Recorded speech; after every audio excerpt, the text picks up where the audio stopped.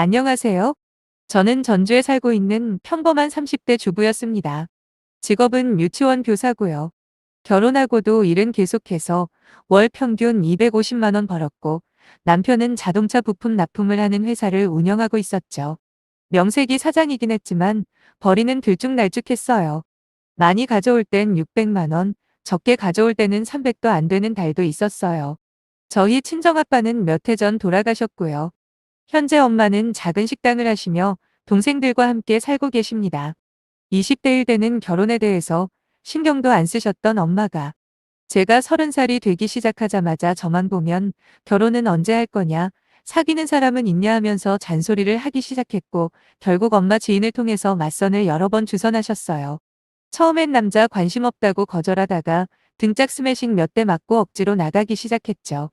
저희 엄마가 말투나 행동이 좀 거치시거든요. 무서운 것도 모르시고요. 아무래도 평생 장사를 하면서 온갖 진상 손님들을 대응하다 보니 그렇게 될 수밖에 없었을 거예요. 4번인가 5번째 맞선에서 전 남편과의 만남을 시작했고 남편 나이가 저보다 5살 많았어요. 그래서 사귄 지 1년도 안 돼서 남편 쪽에서 결혼 이야기를 꺼냈고 그렇게 무르르듯 정해진 것처럼 결혼까지 하게 되었어요. 시가 쪽도 저희 집이랑 비슷하게 평범한 중산층이라 양쪽 비슷하게 해서 시골렸어요. 상견례 때 자기 아들이 회사 사장이라고 하도 자랑을 하셔서 저희 집에서는 정말 대단한 사위 드리는 줄 알고 엄청 좋아하셨던 게 아직도 기억에 선하네요. 실제로는 빚 좋은 개살구인 줄도 모르고 말이죠. 그마저도 결혼하고 몇 개월 정도만 반짝 500 이상씩 벌다가 그 후로는 계속 내리막이더라고요. 평균 수입은 약 300 정도라고 보시면 될 거예요. 뭐 그래도 겉보기에는 열심히 일하는 것처럼 보였고 저도 같이 맞벌이를 하니 열심히 저축하고 알뜰하게 살았어요. 남편과 부딪히는 경우도 크게 없었고요. 성격적으로는 꽤 잘 맞는 편이었거든요. 그런데 문제는 양가 집안에 대한 거였는데 웃기게도 남편은 시가에 가는 것도 싫어하고 저희 친정 가는 것도 싫어했습니다. 결혼 전에 제가 확실하게 못 바꿔둔 게 있는데 그건 바로 며느리라 당연히 해야 하는 건 없다. 그런 꼰대 마인드 자체를 없애라. 결혼할 때도 반반했고 둘 다 맞벌이니 누가 더 손해보는 것도 없지 않냐. 그러니까 나는 당신이 우리 집에 하는 만큼 나도 시가에 할 거다. 명절에도 번갈아 가며 찾아뵐 거니 괜히 어설프게 대리효도할 생각은 애초에 버리는 게 좋을 거라고 했더니 남편은 웃으면서 절대 그럴 일 없을 거라고 자신 있게 말하더라고요. 그런데 그게 양쪽 다 아예 신경 안 쓴다는 뜻일 줄은 전혀 몰랐네요. 거기다 시부모님도 여기에 다른 사연들처럼 지나치게 간섭을 하거나 무리한 부탁을 하는 분들은 아니었어요. 오히려 무관심에 가깝다고 할까요? 저희가 어떻게 살던 크게 신경을 안 쓰시더라고요. 그런 시부모님과는 다르게 저희 엄마는 저희 남편을 정말 좋아했어요. 무뚝뚝한 남편의 모습조차도 과묵하고 진중해 보인다고 좋아해 주실 정도로 마치 콩깍지가 쓴 것 같았는데 그런 저희 엄마 마음도 모른 채 남편은 제가 말하지 않으면 안부 전화를 한 달이 넘어도 할 생각이 없어 보이더군요. 저야 어찌 보면 편했죠. 여기 사연 속의 많은 며느리들처럼 시가에서 수시로 전화와서 속 뒤집는 소리 들을 필요도 없고 주말마다 찾아뵙고 같이 밥 먹어야 할 일도 없었으니 말이에요. 그런데 이게 시간이 지날수록 제가 불편해지는 겁니다. 제가 원했던 결혼 생활은 이런 게 아니었거든요. 적어도 한 달에 한 번 정도는 시부모님이나 저희 부모님 얼굴 뵙고 시간을 보내고 싶었는데 남편은 그럴 때마다 질색을 합니다. 그러면서 우리 이미 말했잖아. 서로 하는 만큼만 하자고 말이야. 당신이 우리 집에 신경 안 써도 아무 말 안 할 테니까 자기도 나보고 처가에 신경 쓰라고 하지 마. 그냥 지금처럼 사는 것도 좋잖아. 라고 하면서 예전에 제가 했던 말들로 핑계를 대다 보니 저 역시도 뭐라 더 할 말이 없더라고요. 그래서 나중에는 깔끔하게 포기했네요. 엄마한테는 김서방이 너무 바쁘니까 이해해달라고 얼버무렸더니 엄마는 내색은 안 하셨지만 꽤 서운하신 모양이었어요.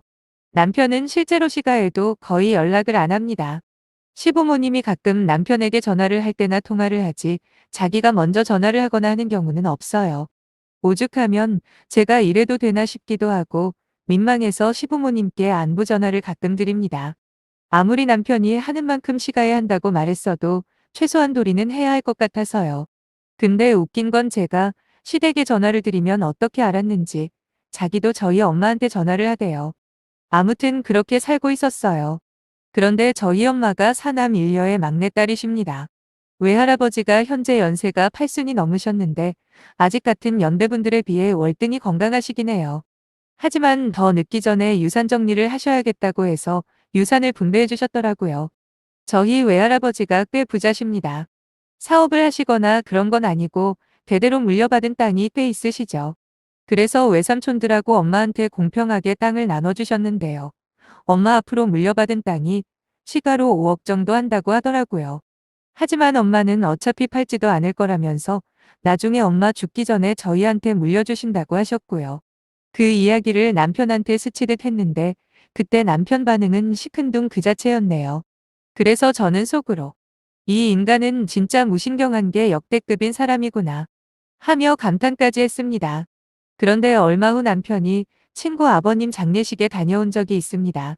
남편은 하룻밤을 꼬박 새고 거기서 바로 출근했다가 집에 돌아오더니 저를 보며 진지하게 말을 하더라고요. 자기야 이번에 장례식 가보니까 진짜 느끼는 게 많더라. 우리 부모님들도 언제 돌아가실지 모른다는 생각이 갑자기 드는 거야. 그런 상상만 해도 아찔하더라고. 그래서 말인데 내가 지금까지 너무 양가 부모님들에게 신경을 안 썼지? 이제부터라도 잘할 거야 두고 봐. 저는 그때 많이 감동받았어요. 결혼 전만 해도 시가 문제로 힘들면 어떻게 하지 하며 오만 걱정을 했었는데 막상 남편이 저런 식으로 나오니 시가 없는 것처럼 사는 게 좋기만 한 게 아니더라고요. 하지만 남편이 워낙 완고하게 생각을 안 바꿔서 그 부분은 완전히 포기한 지 오래였죠. 그런데 저렇게 말을 하니 참 기특하더라고요. 그래서 저도 잘할 테니 지금부터라도 잘 챙겨드리자 했네요. 그 뒤로 저희는 일주일에 꼭 한 번은 전화도 드리고 가끔 둘이 찾아뵙고 외식도 했어요. 가끔씩은 집에서 차 마시며 이런저런 대화도 하고 그랬고요. 하지만 이상하게도 남편은 시가에 가는 건 여전히 귀찮아하는 것 같더라고요. 대신 저희 집에 가는 건 반대로 좋아하는 거예요. 실제로 남편이 먼저 이번 주말에 장모님 보러 갈까? 라고 하기도 했는데 그때만 해도 저는 남편이 정말 변했구나. 거기다 자기 집보다 우리 집을 더 신경 써주는 게 저를 위한 배려라고 여겼어요. 얼마나 고맙다고 생각했는데요. 그 속에 음흉한 계획이 있는지도 모르고 말이죠. 저희 친정에는 잘하는 남편이 오히려 시댁에는 여전히 무신경하니 저는 더 미안해서 저라도 전화 자주 드리려고 노력했습니다. 거기다 남편이 바쁘다고 시간이 안 된다고 하면 혼자서라도 차 끌고 가서 얼굴 보고 왔습니다. 처음엔 어색하고 불편했죠. 그런데 아무리 시부모님이 어려워도 만나는 횟수가 늘어가다 보니 조금씩 편해지고 무섭기만 했던 시부모님이랑 친해지기 시작하더라고요. 남편 역시 아예 매주 저희 집에 방문하다시피 했고요. 그러다 보니 안 그래도 사위라면 껌뻑 죽는 우리 엄마의 사랑을 독차지하게 되었죠. 거기다 저한테는 안 그러던 인간이 장모님 제가 어깨 주물러 드릴까요? 식당 일이라는 게 참 힘든 건데 어머닌 그런 면에서 정말 대단하세요. 존경합니다 어머니. 하면서 애교까지 떨더라고요. 거기다 나중에는 안마기며 영양제며 엄마한테 필요한 걸 어떻게 알고 딱딱 선물까지 해드리는 남편은 제가 질투가 날 만큼 엄마랑 사이가 좋아졌는데 그때부터 남편은 슬슬 본색을 드러내더라고요. 그때만 해도 저도 그렇고 엄마나 제 동생들도 꿈에도 몰랐습니다. 오히려 반대였죠. 저는 저대로 우리 엄마한테 저렇게 잘하는 남편이 고마웠고 엄마나 동생들도 집에 아들이 없었는데 든든한 아들 생겼다고 더 좋아했고요. 완전히 믿음을 얻었다는 확신을 했는지 남편은 어머니 요즘도 허리랑 어깨 아파서 잠 못 주무시죠? 그것 보세요. 이제 식당 일 그만하시고 편하게 놀러도 다니고 하고 싶은 거 하면서 편하게 사시는 게 어때요? 제가 걱정이 돼서 죽겠어요, 어머니. 그럴 때면 당연히 엄마는 식당 관두면 뭐 먹고 사냐고 아직 2달 시집도 보내야 하고 나중에 손주라도 태어나면 용돈 몇 푼이라도 줘야 되니 돈 버는 걸 아직은 못 그만둔다고 하시죠. 그러면 남편은 식당 정리하고 돈 조금만 더 보태면 좋은 길이 있다고 엄마를 꼬셨는데 그게 바로 남편 회사에 투자하는 거랍니다. 코로나 때문에 지금 적체돼 있는 부품들이 산더미인데 곧 규제 해제될 거라고. 그러면 그거 지금 시스템으로는 절대로 해결 못하니 미리 시설 투자해 놓으면 곧 돈을 긁어모을 거라며 엄마를 꼬시기 시작하더라고요. 사위 말이라면 무조건 지지해주던 엄마는 처음엔 망설이시더니 이내 설득당하기 시작하는 게 눈에 보였습니다. 2년 안에 투자 금액을 최소 5배는 벌 수 있다고 온갖 감언이설로 엄마에게 가스라이팅을 해서 결국 엄마는 땅 시세를 알아보는 단계까지 갔었죠. 글로 표현이 얼마나 되었을지는 모르겠지만 직접 남편 말을 들으면 정말 그럴듯하긴 했어요. 저랑 동생들도 거의 넘어갈 뻔했으니까요. 그나마 저는 좀 더 알아보고 신중해야 한다는 쪽이었는데 엄마랑 동생들은 이미 땅 판돈으로 투자한 다음 얼마를 벌지 계산하고 있더라니까요. 지금 생각해도 그때 돈을 투자했더라면 어땠을까 정말 아찔합니다. 하지만 이 모든 게 남편 놈의 사악한 계략이었더라고요. 한창 코로나가 오미크론으로 변이가 되기 시작할 때쯤 몸 상태가 이상해 조퇴하고 PCR 검사를 받고 집으로 일찍 들어오게 되었는데 문 닫힌 안방에서 남편의 목소리가 들리는 거예요. 누구랑 통화를 하고 있던 남편의 목소리를 듣자마자 저는 소름 끼치게 놀랐고 또 분노가 치밀어 올랐습니다. 아직도 그때 생각만 하면 당장이라도 남편 찾아가 죽이고 싶을 정도네요. 남편은 뭐가 그렇게 신이 났는지 키득대며 그래 그렇다니까 거의 다 넘어왔어. 이미 땅 내놨다고 하더라고. 시세는 5억 정도 된다던데? 근데 내가 따로 알아보니까 그 정도까지는 안 돼도 최소한 4억 5천은 받을 수 있을 거야. 걱정 마 절대 몰라.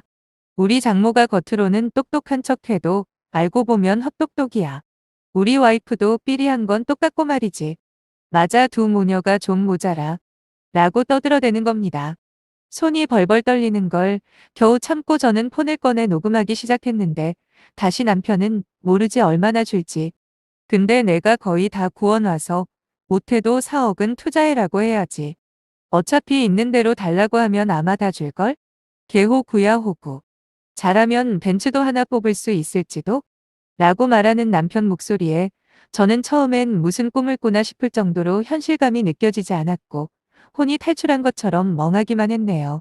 일단 녹음한 거 동생한테 보내놓고 방문을 열었더니 남편은 화들짝 놀라더라고요. 남편 보는 앞에서 시아버지에게 전화를 했습니다. 일단 와보셔야겠다고 하니 시아버지는 갑자기 전화해서 뭔 뜬금없는 소리냐고 하셔서 아버님 저희 이혼해요. 라고 하고 바로 끊었습니다. 남편한테 야 이 더러운 새끼야 네가 사람 새끼냐? 진짜 무서운 놈이네. 할 말이 없다. 했더니 남편이 제 무릎을 잡으면서 오해라고 당신이 뭘 생각하던 그거 아니라고 사정사정하대요. 그래서 다 필요 없고 네가 나갈래 내가 나갈까 물어봤죠. 절대로 제가 생각하는 그런 거 아니라고 친구가 하도 부러워하길래 농담해 본 거라고 허세 좀 떨어본 거라고 하는데 진짜 면상을 다 긁어놓고 싶은 걸 겨우 참았네요. 어디서 주워들었는데 이럴 때 함부로 해코지하면 나중에 이혼할 때 불리할 수도 있다고요. 그래서 초인적인 힘을 발휘해 겨우 참고 제가 나와버렸습니다. 눈물도 안 났어요. 마침 동생이 제가 보낸 파일을 들었는지 전화기에 불이 납니다. 그날 엄마한테도 다 들려주고 남편 놈의 실체를 알려줬더니 엄마는 큰 충격을 받으셨는지 말까지 더듬으시더라고요. 왜 안 그렇겠어요. 어떤 부분에선 저보다 더 예뻐했던 사위한테 배신을 당한 건데요. 그리고 시아버지가 오셨다고 연락이 왔길래 같이 찾아갔습니다. 엄마 동생들 떼동하고서요. 시아버지는 저와 엄마에게 죄송하다 반복해서 사과를 하셨고 남편이 있는 집으로 들어가자마자 남편에게 달려들어 마구 때리시면서 그냥 죽으라고 소리소리를 지르셨고 남편은 손으로 머리를 감싸며 잘못했다고 하고 진짜 난리통도 그런 난리통이 없었습니다. 엄마는 남편에게 눈길조차 주지 않으셨고 시아버지에게 다른 거 다 필요 없으니 애들 이혼시키자 하셨어요. 시아버지는 뭐라 말씀을 하려고 하다가 그냥 알겠다고 하셨네요. 그렇게 거짓말같이 파란만장했던 제 결혼 생활은 종지부를 찍었어요. 이혼 과정에 진상짓이나 구질구질하게 매달리는 일은 다행히도 없었고요. 조용히 서류 접수하고 숙려기간 지난 후 우리는 다시 남남이 되었습니다. 정말 속이 다 후련합니다. 그리고 까딱했으면 그 사기꾼 소시오패스 같은 놈한테 제대로 쏘가 넘어갈 뻔했네요. 이 일이 앞으로의 제 인생에 아주 큰 교훈이 될 거예요. 저는 그럴 거라 믿습니다. 그래야 제가 사니까요. 아직까진 믿었던 남편의 배신으로 인한 충격과 상처가 사라지진 않았지만 머지않아 엄마도 저도 훌훌 털고 아무 일 없었다는 듯이 원래 생활로 돌아갈 수 있겠죠. 마음에 큰 상처를 받은 엄마에게 더 잘하며 살겠습니다. 제 사연 읽어주셔서 정말 감사해요.